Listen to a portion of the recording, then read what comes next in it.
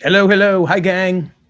Hello, Cynthia Christie. And hello, Rob in East New York, and Debbie Jones, and Pete Freundlich, and Thomas DeVerney.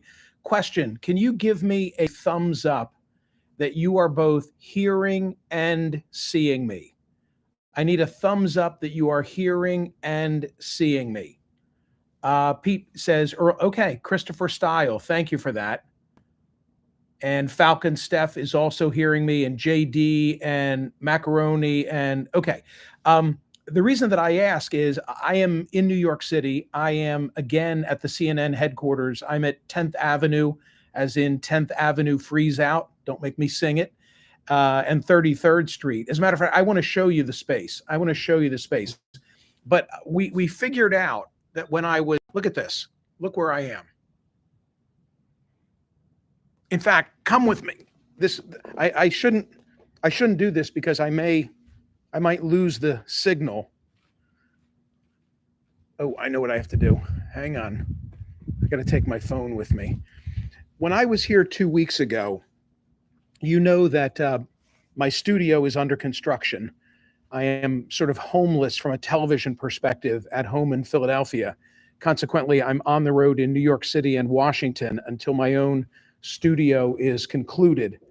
And when I was here 2 weeks ago in New York City for our Saturday morning chat, I turned on, and from my perspective, everything looked normal. I went through the whole commentary, and only when it ended, because I wasn't paying attention to your comments, because candidly, they sometimes distract from what I want to say, only when it ended did I know you'd heard nothing. So we did a test this morning, and what we figured out is that when I use the Wi-Fi from the building, I'm restricted, probably because they don't want people doing live transmissions from their signal.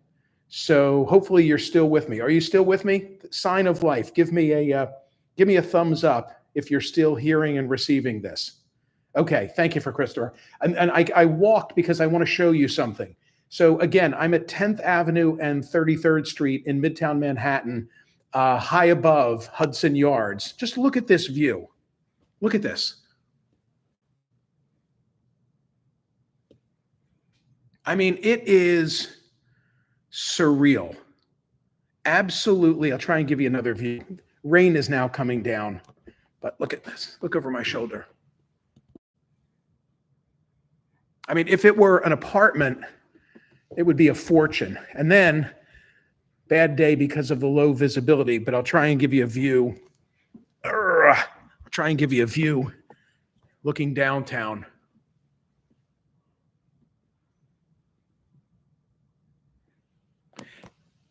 CNN is located here. CNN used to be located on Central Park South at Columbus Circle. So for like the first 10 years that I was here, we were on Columbus Circle. Another view. In fact, this might be a better view. You can see the Freedom Tower. Bad visibility. But we came over here a number of years ago, right before the pandemic, and consequently, it's the most spectacular office space you could imagine, but it's a ghost town. I mean, today it's a Saturday morning, so that's always the case, but just so many people working from home and not taking advantage of this spectacular space. One more thing I'll show you. So if you look between these two buildings, what the hell's my finger? Okay, so if this is like a test, like you go to the doctor and like, hey, touch your nose. Let me try it from over here. Okay. All right. I'll get the camera where I want it to be. Good. And then I'll say, where the hell is it? Come on, camera. Right. This is the funniest thing I've ever done, right? Shit, I can't make it work. What I'm trying to show you is that between these two buildings, right where my finger is now, there, that's the edge, that's the lip of Madison Square Garden, just to give you some feel for where I am. And as I came to work early this morning, there are barriers up all over the place because of the Day of No Kings and the protests that are anticipated here. Okay, gang, the Saturday poll question, did Israel's strike against Iran make the world a more or less safe place? Thank you to my friends at Play Gun Lake. The big weekend is here of pro golf. You know what tourney I'm talking about. I'm talking about the one that's at Oakmont. I've been to Oakmont. I've never played Oakmont. I was at Oakmont for a wedding, but never to play golf. But they're playing golf hopefully this weekend. I say hopefully because of the weather. You can bet match winners, bet the best score, the longest tee shot, leaders at different round intervals, and you've got the pro hoops finals and pro hockey playoffs. Everything's in full swing. Live betting is better on the BetParks app and the Play Gun Lake app. Bet individual player performances in baseball like player hits, home runs, strikeouts, points, rebounds, all that fun stuff. And in addition to the sports, you've got all the hot online slot action, new games constantly being added, Huff and Puff, Fireblaze, Sky Queen, a BetParks exclusive. Play Gun Lake and BetParks, they are the casinos that I recommend. New users get up to $1,000 casino bonus back if you're down in the first 24 hours. That has to be wagered. So enjoy the golf this weekend and have some skin in the game. You've got to be 21 and in Pennsylvania, New Jersey, or Maryland for BetParks, and 21 and in Michigan for Play Gun Lake. You love to play. You play to win. You bet. BetParks. Gambling problem? Call 1-800-GAMBLER. Yesterday, 34,247 people cast ballot on the Friday poll question. Do you favor or oppose Israel's attack against Iran? Do you favor or oppose? 56.99% said they oppose. 43.01% said they favor. I had already fashioned in my mind that I was going to make today's poll question the issue of whether the world is a more or less safe place today, given Israel's attack against Iran, now Iran responding. And after I made that the poll question of the day, and after it was already posted, I saw a lead editorial at the Washington Post, which says this: anything that sets back Iran's nuclear ambitions should be counted as a victory, because that makes the world a safer place. I thought, I know how the Washington Post is voting on my poll question. But wait, there's more, as Ron Popeil would have said.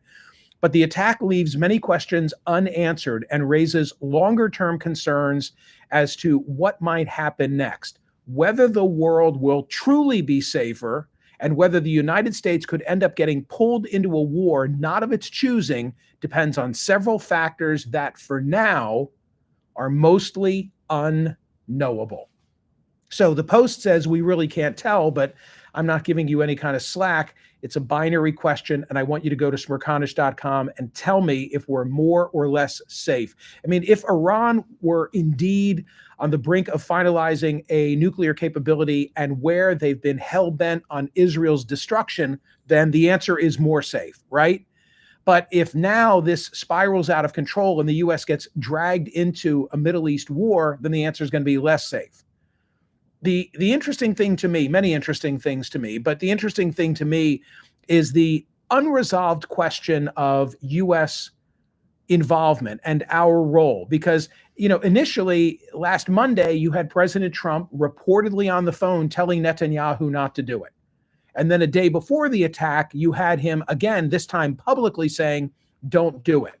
And then they did it. And then Secretary Rubio immediately comes out with that statement, which I found rather remarkable. And I read on air yesterday where he's like, hey, we had nothing to do with this. We're at arm's length and don't go reacting against the United States. So it really seemed as if Israel had gone rogue. However, now that the attack took place and the hierarchy of the Iranian Guard has been decimated, it seems like President Trump is singing a different tune. And now he's saying, well, I gave them 60 days and this was day 61, essentially taking credit for it. It remains to be seen whether there will be talks in Oman tomorrow that had been pre-scheduled before the attack took place. On the issue, actually somewhat relevant to what I just said is the poll question, but on the issue of Israel and Iran, don't miss the absolute best story in the Smerconish.com newsletter today, courtesy of The Telegraph. Hopefully you're going to have access to it without any paywall issues. I did the initial time, and then I went back because I wanted to print it, and I got shut out. Check this out from the Telegraph, how 3 pizza restaurants predicted Israel's attack on Iran. Eleanor Stiefel wrote this. You can understand why the stress of an all-nighter at the coal face in the Pentagon might lead to an urgent need for carbs. But the next time the world is on the brink of a major conflict, the U.S. Department of Defense might consider sending out for burgers. Their pizza deliveries have become the subject of intense speculation. On Account X, Pentagon Pizza Report, they've taken to monitoring the traffic at a pizza takeaway spot or spots in Arlington County, Virginia, home of the American military headquarters. And such is the apparent reliability of the so-called Pizza Index, it is now being cited by open source intelligence sleuths who usually rely on live flight tracking data and satellite imagery of troop movements to spot the early signs of military strikes. On Thursday night at around 7 p.m. Eastern Time, any establishment slinging dough within 3 miles of the Pentagon saw a sudden spike in footfall. I love the Brits. At 6:59 p.m. Eastern Time, nearly all pizza establishments near the Pentagon experienced a huge surge in activity, so said the report. Only about 10 minutes later, there was a significant drop in footfall in each of these locations. It was as if a gap between meetings had prompted a flurry of takeaway and delivery orders, which then tailed off as the work resumed. I love that story. And I'm thinking like the next time they're going to need to order Chinese just to mix it up. Really an interesting story. One other story, if I may, that I'm going to get into today, because the plan for the CNN program, which is now an hour and 20 minutes away, so fingers crossed, I'll get to deliver what I planned. I'm going to begin with a conversation about Iran and Iraq. Admiral Stavridis and David Sanger will be my guests, okay? I'm going to talk about the very latest, and I've got a number of questions to go over with them, not the least of which is what I just raised with you. What really is the U.S. involvement? And I also want to know of Admiral Stavridis, are we watching a very choreographed dance with the missile exchanges as we've done before, or this time does Iran mean it in its response? Because last time in October and previously in April, I thought that the Iranian response was face-saving, but not intended to ratchet it up. But then I'm going to deliver the commentary that I told you on radio. I'm so excited to get off my chest about a path to citizenship. And you know my question, what do you want to do with the short order cook right across the river from where I am in Jersey City? Right? Okay, get rid of the murderers, get rid of the rapists, get rid of the assaulters. But now, what about those who came here, violated the law, or they overstayed a visa, but they've been working hard, raising families? Are we really going to get rid of them? And in the last 10 days, the answer has been yes. All of the Home Depot activities that I've described suggest that the Trump administration now wants to go beyond, the hardcore criminal and move on to the migrant who is here and not right with the law.